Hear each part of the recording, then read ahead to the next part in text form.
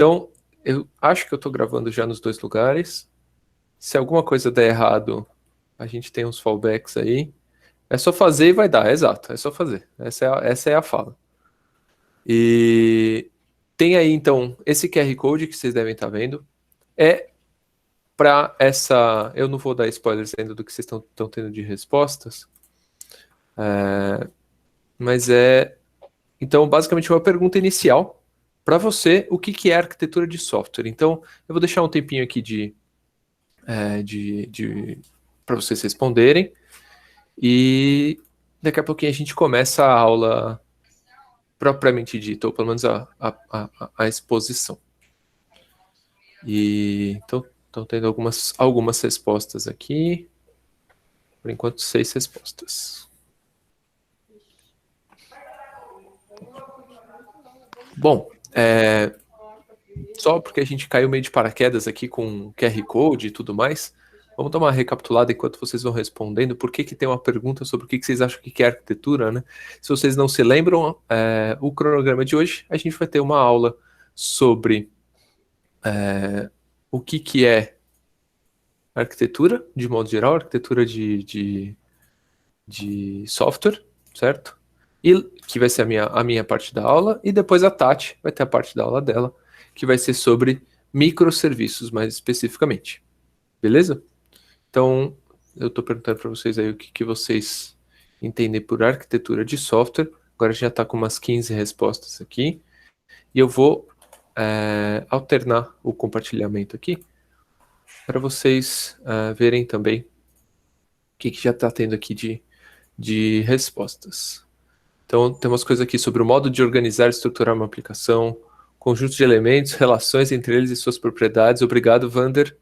A aplicação da arquitetura voltada para o desenvolvimento de software, planejar o desenvolvimento, técnicas de projetos avançados para desenvolver softwares escaláveis.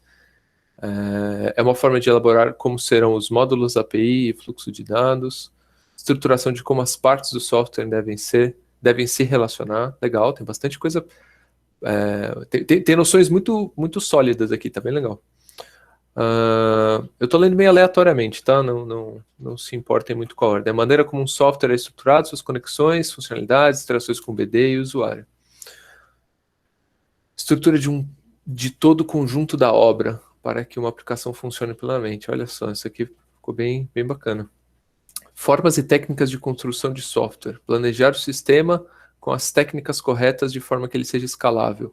Por exemplo, você pode fazer uma casinha de cachorro sem planejar muito, mas se fizer um prédio sem planejar, pode dar meio errado. Esse comentário é perfeito. Tem toda a razão. É o aspecto do design de um software que diz respeito à sua estrutura, seus componentes, a comunicação entre eles. Legal. Maravilha. Eu não vou continuar muito com essa leitura, porque realmente era mais para dar um aquecimento. Eu vou deixar as respostas aqui, de repente, no fim da aula, quando a gente fizer aquela troca dos blocos, pode ser legal a gente dar uma comparada no que veio dessas respostas com o que eu apresentar nos slides da aula. E, então, vamos lá.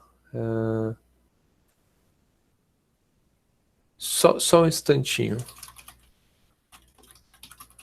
Tati, eu acabei de mandar um convite para você participar do slide como administradora, para você poder ver as respostas também, tá bom? Eu te mandei no @ime. Tá bom. Beleza? Então, sem mais delongas, vamos de fato começar a aula. Deixa eu... Nossa, hoje eu estou muito atrapalhado com as coisas aqui. Mas vamos lá.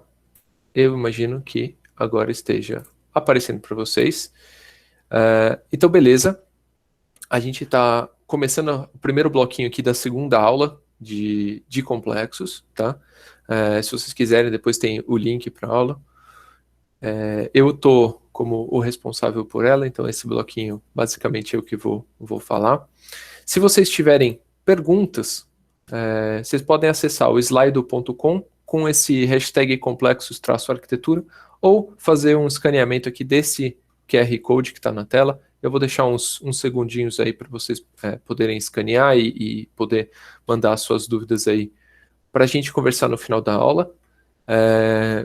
E então eu vou tomar uma aguinha. Beleza. Se alguém puder compartilhar, se isso gerar um link, puder compartilhar também com o pessoal aí no chat, eu agradeço. E eu vou dando sequência, então. Slido.com, ele vai pedir um código, o código é #complexos-arquitetura. Beleza? Então, vamos lá. A aula de hoje, a gente vai falar um pouquinho sobre arquitetura de software de uma maneira mais ampla, tá? Então, primeiro eu vou trazer uma contextualização. Depois a gente vai falar mais especificamente sobre arquitetura de software, basicamente algumas coisas do tipo o que é, quem são as pessoas envolvidas, quando essas coisas começaram a se movimentar e em que ponto, enfim, algum posicionamento cronológico dessas coisas todas, e o porquê isso existe, né? Por que é legal estudar arquitetura de software. E depois a gente vai falar sobre alguma coisa que eu chamei aqui de artefatos arquiteturais. É uma meio forçação de barra essa palavra artefatos, mas enfim, são sub-áreas aí, coisas que a gente pode trabalhar mais concretamente dentro dessa noção de arquitetura de software. Então, dando sequência, primeiro ponto aqui, uma contextualização. Na verdade, antes de falar de arquitetura de software, a gente vai falar sobre engenharia de software, tá? E o termo engenharia de software, ele até é documentado historicamente como ter surgido dentro de uma reunião da OTAN no final da década de 60, mas na verdade, quem cunhou esse termo foi um pouquinho antes, foi a Margaret Hamilton. Ela trabalhou no MIT, essa que está aqui na foto. Ela era lead no software de controle de voo do Apollo, lá que foi um trabalho em conjunto com a NASA. E foi ela que criou esse termo, engenharia de software, por volta aí de 1963, 1964, tá certo? E essa foto eu trouxe, na verdade, essa parte de contextualização e a linha do tempo que eu vou mostrar daqui a pouco, são excertos que eu tirei de uma apresentação que o Paulo Merson fez recentemente para a gente no grupo de sistemas. E então tem bastante coisa de lá que eu me inspirei para trazer aqui um pouquinho para vocês, porque eu achei super legal. Então eu acho que é super importante que a gente traga também os nomes, e nesse caso eu acho muito legal, porque os nomes da computação, eles costumam ser muitos nomes masculinos, né? E eu acho que é super importante a gente trazer as mulheres que foram super relevantes, para a gente perceber que a participação, não tem essa desigualdade de gênero, enfim, é uma questão meio estranha que acontece hoje em dia, mas não tem nenhuma razão de ser, tá certo? Enfim, então, queria trazer isso para vocês, que quem criou o termo engenharia de software foi ela. E por que a gente está falando isso? Porque a engenharia de software, ela é uma disciplina que abraça um monte de coisas, dentre elas a arquitetura de software, ou seja, a gente pode entender aí que a arquitetura de software está completamente contida dentro da engenharia de software, tá bom?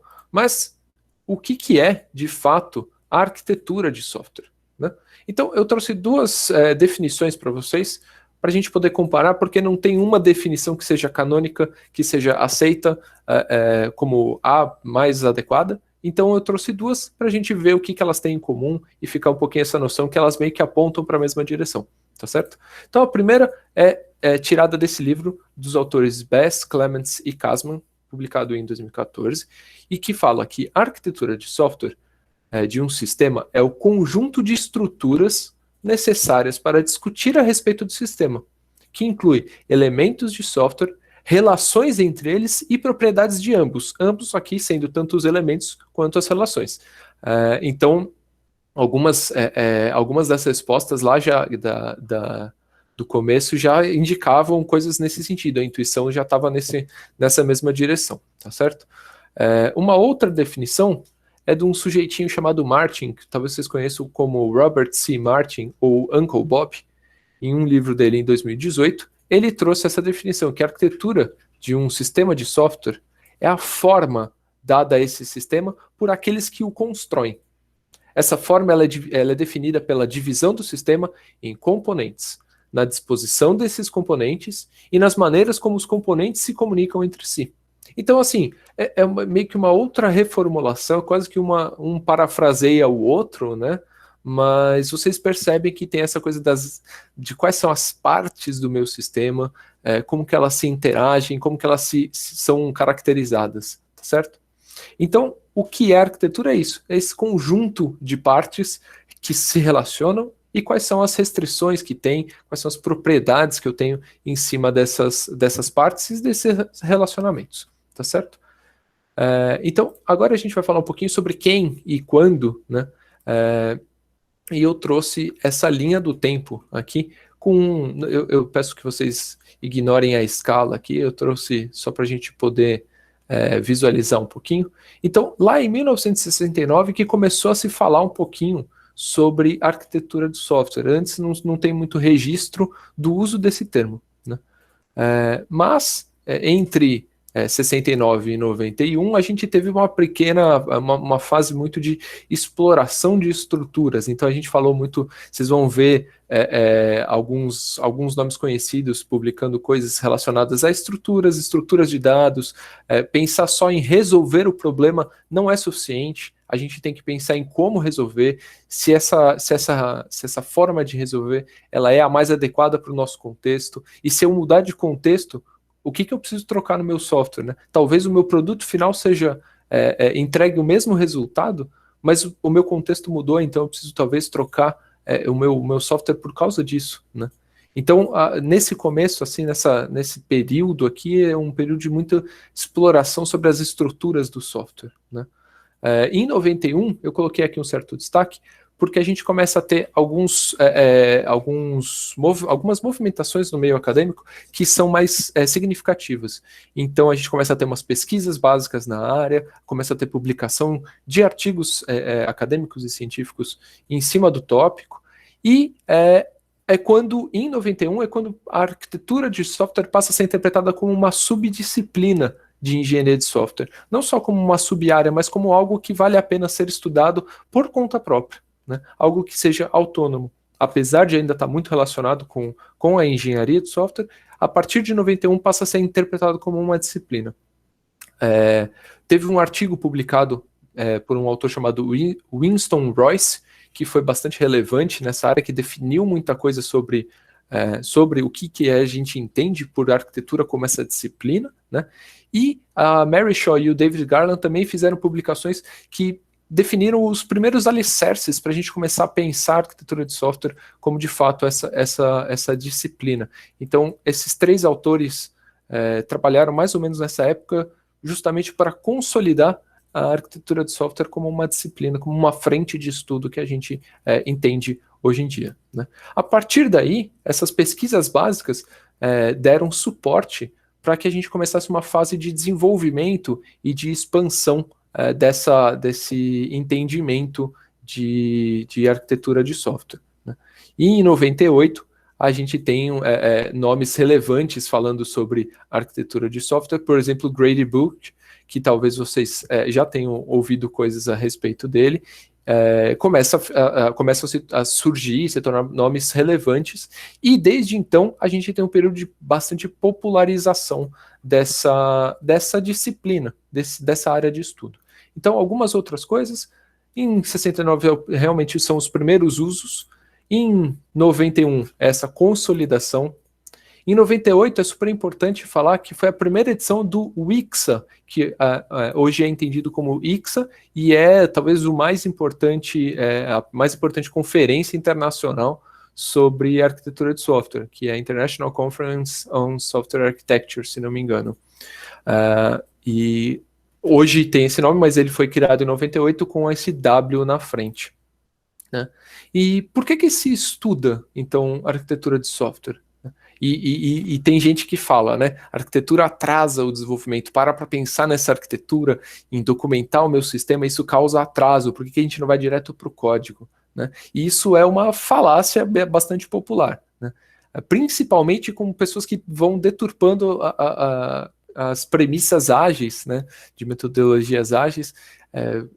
pregam erroneamente que não se deve lidar com arquitetura porque isso não é ágil. E depois a gente pode até tópicos para outras discussões e tudo mais, porque aqui eu estou só dando realmente um panorama sobre arquitetura, mas de novo, isso é uma falácia.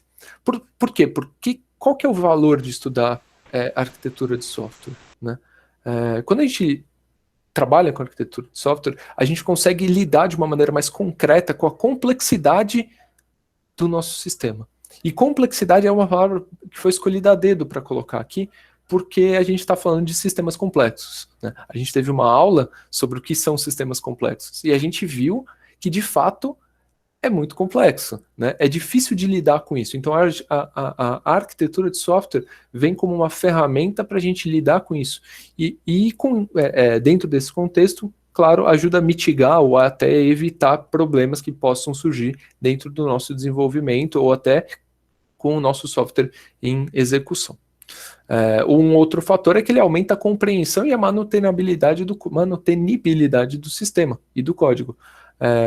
Então, quando você tem uma arquitetura, você consegue pensar elementos, você criou essas abstrações que representam o seu sistema e as suas mais diversas partes, você consegue comunicar isso com maior clareza, você consegue também compreender com maior facilidade o sistema, e, portanto, tanto a compreensão quanto a manutenibilidade do sistema são favorecidas, porque você consegue falar com outras pessoas, você consegue deixar a documentação junto com o seu código, de modo que amanhã depois você mesmo consegue acessar um código que você tinha feito sem grandes dificuldades, porque a documentação e a arquitetura estão bem estruturadas. E, fundamentalmente, a arquitetura ela serve para a gente conectar os requisitos funcionais, que eu coloquei aqui como RFs, e os requisitos não funcionais, como RNFs, a arquitetura serve como ponte entre esses requisitos e o nosso código. Ou seja, a arquitetura é justamente quem vai ponderar o que a gente precisa implementar com o que de fato a gente vai implementar, o que está sendo solicitado e o que está sendo implementado, tá certo? Só para lembrar um pouquinho, requisitos funcionais são de fato as coisas que o nosso sistema deve fazer. E os requisitos não funcionais são aqueles atributos de qualidade que dizem como o nosso sistema deve fazer, né?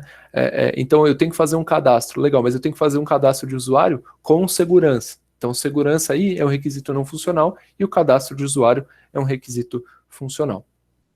Beleza? Mas um pouquinho, trazendo aqui um quote, né? Se você acha que uma boa arquitetura é cara, experimente uma arquitetura ruim. Brian Foote e Joseph Yoder que disseram isso. Vocês provavelmente já têm algum contato com o Yoder. Ele já veio, é um amigo do Gold, já veio diversas vezes falar com a gente em diversos contextos. Então, o que está por trás, na verdade, dessa frase, né? Ela retoma um pouquinho justamente que a arquitetura ela vem para aumentar a qualidade do nosso desenvolvimento. Por mais que tenha um certo overhead, um momento que a gente está ali e não está necessariamente com a mão no código, desenvolvendo e entregando valor para o nosso usuário ou qualquer coisa para o nosso cliente, qualquer coisa desse gênero, a gente está garantindo, a gente abre uma janela de tempo ali para definir a nossa arquitetura, e isso vai melhorar a qualidade do nosso trabalho a posteriori. Né? Então a gente faz uma concessão inicial, tem este overhead, então parece que é uma despesa a mais, mas que, de novo, eu vou até voltar aqui um pouquinho, ajuda a gente a lidar com a complexidade, aumenta a compreensão, então dá mais clareza sobre como conectar o que a gente precisa fazer com como de fato a gente vai fazer. A gente está abrindo esse momento inicial para poder pensar a respeito antes de sair mexendo em código. Porque às vezes, se você parar para pensar um pouquinho, não precisa ser, claro, tirar um mês inteiro para projetar um sistema e depois desse mês sair trabalhando pelos próximos 3. Mas pode ser tirar um dia na semana para pensar o que você vai fazer no resto da semana com relação ao sistema. Pode ser super legal. Pode dar trazer um benefício muito maior. Você tem a tranquilidade de não estar tão imerso no código, pensando nas soluções, pensando em abstrações e como que essas coisas podem se conectar. E claro, na hora que você for trabalhar, talvez algumas coisas tenham que ser diferentes, que você não conseguiu prever, né? Mas já tira um pouco as travas que a gente tem com relação à criatividade e a solução que a gente está de fato implementando. Então a frase é um pouco isso, né? No longo prazo, se você tem um trabalho legal do seu desenvolvimento suportado, sustentado por uma arquitetura, no fim, no longo prazo, ou no médio prazo, talvez, seu código final seja ainda melhor do que aquele que se você tivesse saído já, talvez, meio queimando a largada, metendo a mão direto no código, né? E a falta de uma arquitetura bem definida leva a esse Big Ball of Mud, também definido pelo Brian Foote e pelo Joseph Yoder. E o Big Ball of Mud é aquele código que a gente sabe que tem, primeiro, ele é repleto de maus cheiros, né? Todas as partes cheiram muito mal e indicam que tem muita coisa podre ali de baixo. Pode até ser que não sejam de fato podres, mas é que nem abrir a geladeira, por exemplo, e você tem brócolis na geladeira. Não necessariamente está podre, mas com certeza está fedendo. Mas, se está fedendo, é um grande indício de que alguma coisa está errada, né? E então, a falta de arquitetura bem definida pode levar, então, aí a esse Big Ball of Mud. E um contraposto a isso é, de fato, quando você tem a arquitetura bem definida, seu software tem bastante qualidade, bastante clareza, as partes podem estar bem desacopladas, se assim você o quiser, então você consegue trazer com mais facilidade os nossos requisitos funcionais e não funcionais. Beleza? Então, agora vamos dar um passinho adiante, e eu não vou me alongar muito, esse slide vocês podem ver que é o que mais tem texto, mas eu não vou me alongar muito, porque, para ser sincero, quase que cada um desses tópicos aqui poderiam dar uma aula inteira, poderia talvez até dar um curso inteiro, né, ou um mini curso. Então eu trago realmente só para a gente discutir um pouquinho essas coisas, para eu trazer um pouco esses conceitos, porque a gente vai falar bastante deles daqui para frente, e à medida que a gente for falando, a gente vai ter mais noção sobre o que de fato são eles. Então, primeira coisa, quando a gente fala em arquitetura, é importante que a gente saiba que a arquitetura ela é uma noção abstrata. Apesar da gente estar falando que é ela que estrutura, define as estruturas do nosso sistema, quais são as propriedades dessas estruturas, como as diversas estruturas se relacionam, isso é uma noção abstrata. Então, quando eu falo a arquitetura, são esses conceitos que a gente entende. Porém, é diferente de quando a gente tem as imagens que representam aquela arquitetura. Então, quando a gente faz a documentação de uma arquitetura, a gente tem representações visuais sobre aquela noção abstrata, conceitual que é a nossa arquitetura. Então, documentação de arquitetura é um conceito diferente da própria arquitetura, né? Então, dentro da documentação de arquitetura, a gente tem essa noção muito forte chamada visão, uma visão arquitetural, que justamente traz esse significado de você implementar alguma coisa que seja visual, externa, concreta, para você poder trabalhar. O que é uma visão, né? A visão, quando você pensa na arquitetura, na verdade, quando você fala a arquitetura do meu sistema, ela é uma coisa completa, que abraça o seu sistema como um todo, pelas mais diferentes características. Quando a gente fala em visão, é como se a gente estivesse filtrando alguma dessas coisas e documentando de uma maneira visual, vai ficar um pouco repetitivo isso, mas paciência. E o que é uma visão? Eu vou trazer um paralelo bem claro. O nosso corpo humano, de certa forma, tem uma arquitetura, né? A gente pode pensar em quais são as estruturas que compõem o nosso corpo, como as diversas estruturas se relacionam e quais são as propriedades dessas estruturas, tá certo? Mas, quando eu estou pensando num neurologista, ele tem uma visão específica que é mais importante para ele, que é a do sistema nervoso, né? Então, o corpo humano para o neurologista é fundamentalmente composto por um cérebro e várias ramificações nervosas que a gente tem pelo corpo. Claro, ele tem uma noção muito boa do que é o resto da musculatura, dos nossos órgãos e essa coisa toda, mas a visão principal que ele tem, a mais importante, é sobre esse sistema nervoso. Então, a gente faz meio que um filtro em cima disso. A gente apresenta quais são os elementos e as características e as relações que são pertinentes para aquele contexto. tá certo? Um outro exemplo disso, é claro, a gente vai voltar lá para a engenharia civil, que é sempre a nossa inspiração para fazer alguns paralelos. Quando você tem a planta baixa de uma casa, você pode ter a planta baixa que mostra onde tem portas, janelas, paredes, você entende os cômodos, isso é uma visão sobre a arquitetura daquela casa. Mas você pode ter uma planta hidráulica, que vai mostrar só o encanamento, entrada e saída de água, essa coisa toda. Então são visões distintas, a planta baixa e a planta hidráulica, o projeto hidráulico, que são visões distintas em cima do mesmo projeto, ou em cima do mesmo contextos distintos que demandam visões distintas, tá bom? Existem alguns modelos, eu vou citar dois aqui bem por cima para vocês terem uma noção quando encontrarem esses carinhas por aí, mas a ideia tem esse modelo 4+1, que ele traz 4 visões que são entendidas como muito importantes para o seu sistema, uma visão de runtime, uma visão uma visão estática das suas estruturas, enfim. E ele propõe 4+1 porque são 4 que eles são fixas e mais uma que é opcional.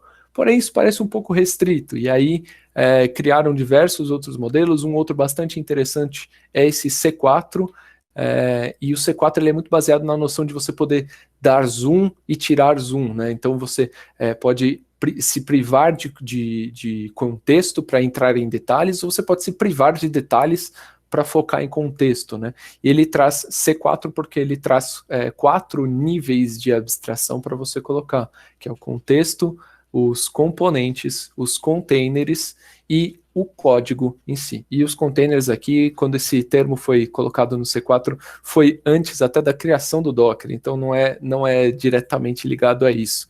Mas a gente pode usar essa noção realmente de zoom in e zoom out para visualizar a nossa arquitetura, e cada uma pode trazer uma visão, ou você pode aplicar essa noção para dentro de uma própria visão, se ela é muito complexa, né? Mas enfim, de novo, existem diversos modelos e sempre fica a cargo de quem estiver documentando, daquela equipe, como fazer, o que fazer, né? E um último comentário antes de eu passar por esses estilos arquiteturais é que quando a gente fala em documentação de arquitetura, é muito comum a gente cair só na coisa de eu vou construir uma imagenzinha bonitinha que represente o meu sistema. E se vocês se pegarem fazendo documentações de arquitetura de hoje para frente, eu peço 2 coisas. Alguns de vocês talvez já tenham me ouvido falar isso, mas eu peço, façam boas legendas. Tudo que tiver no seu desenho, na sua representação, coloca uma legenda para ele. Então, se você fez uma bolinha, ela tem diversas cores, coloca o que significam as cores, coloca o que significam as formas, coloca o que significam as setas. Então, para a gente poder fazer uma leitura super adequada. Outra coisa, coloquem um texto acompanhando, contem uma história a respeito daquela imagem especificamente, porque essa história vai fazer a amarração que não foi possível fazer usando apenas imagens, tá certo? Então, falei um pouquinho sobre a documentação, sobre a noção de visão, dei algumas dicas aí de quando vocês forem construir as documentações de vocês, e vamos então falar um pouquinho sobre estilos arquiteturais, tá bom?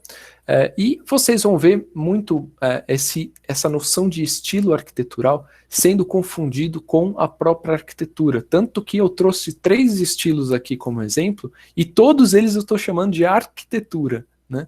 Mas o correto seria que eu chamasse de estilo arquitetural em camadas, estilo arquitetural orientado a eventos, estilo arquitetural de microserviços. O que é um estilo arquitetural, né?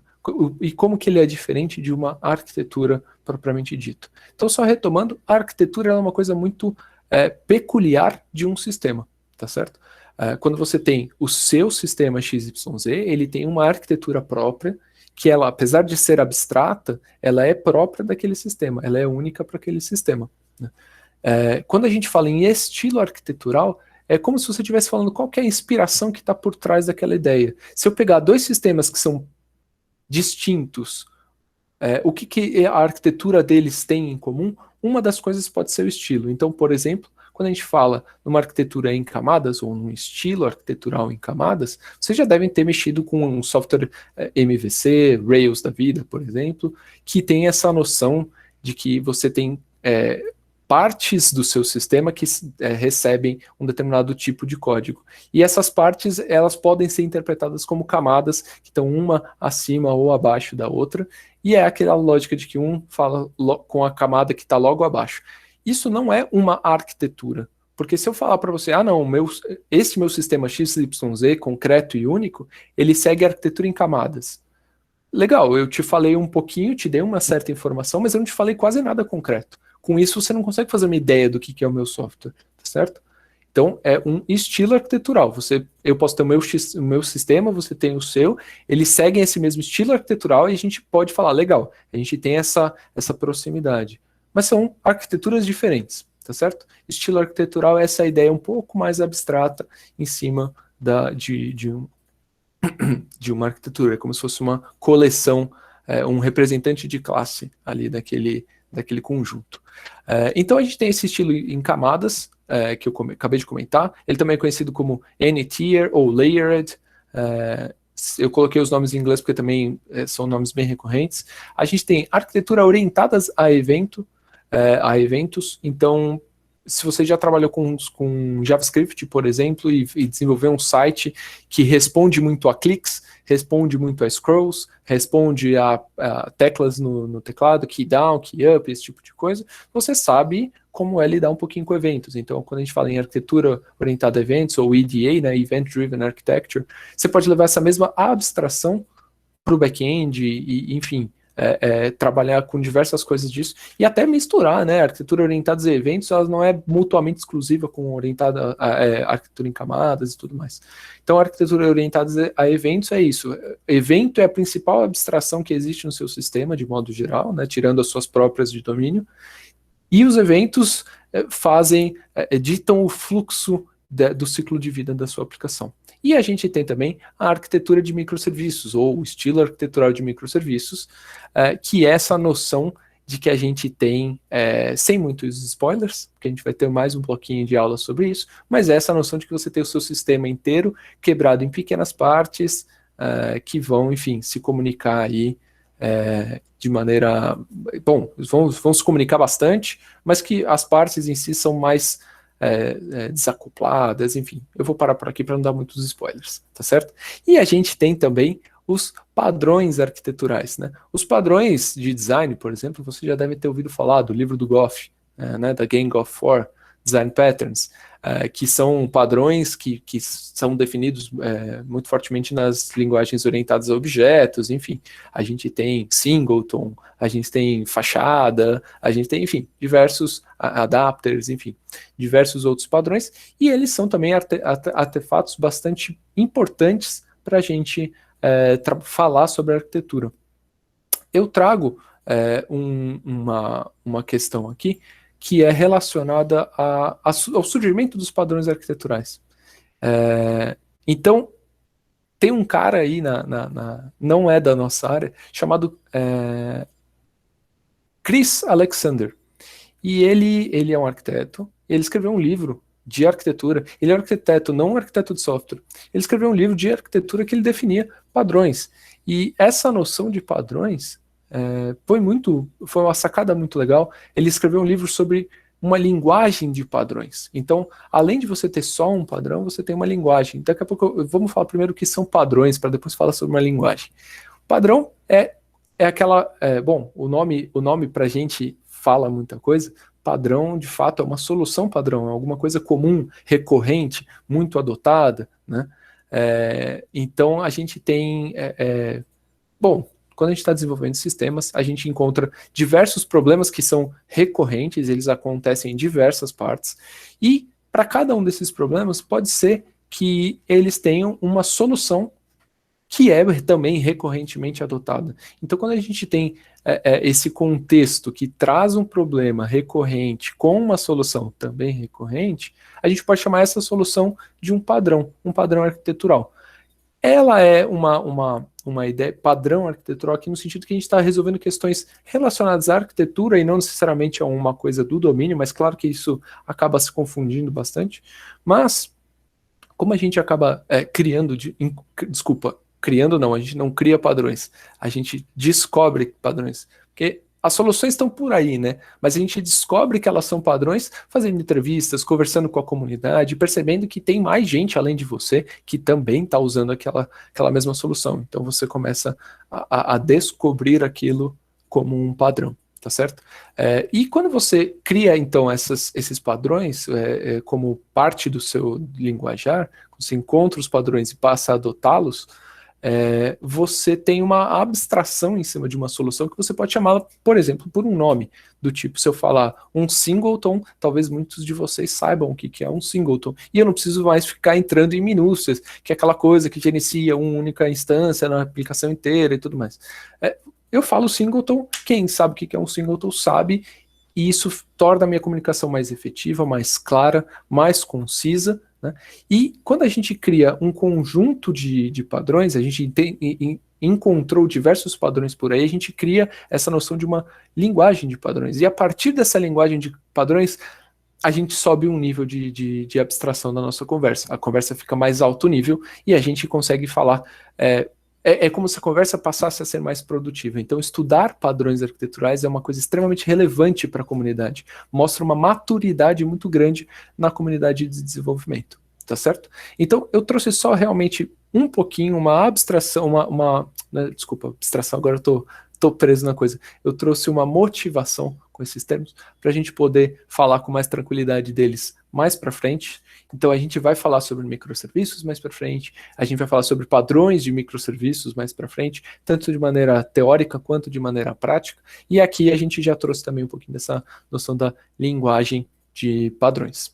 Tá certo? Então, com isso, eu termino esse meu bloquinho inicial aqui da nossa aula de hoje. A gente falou um pouquinho sobre arquitetura de software de uma maneira mais genérica. Beleza? Então agora eu vou parar de compartilhar a tela se for o caso, mas eu vou parar de gravar e aí a gente faz a rodada de perguntas que tiverem surgido por aí.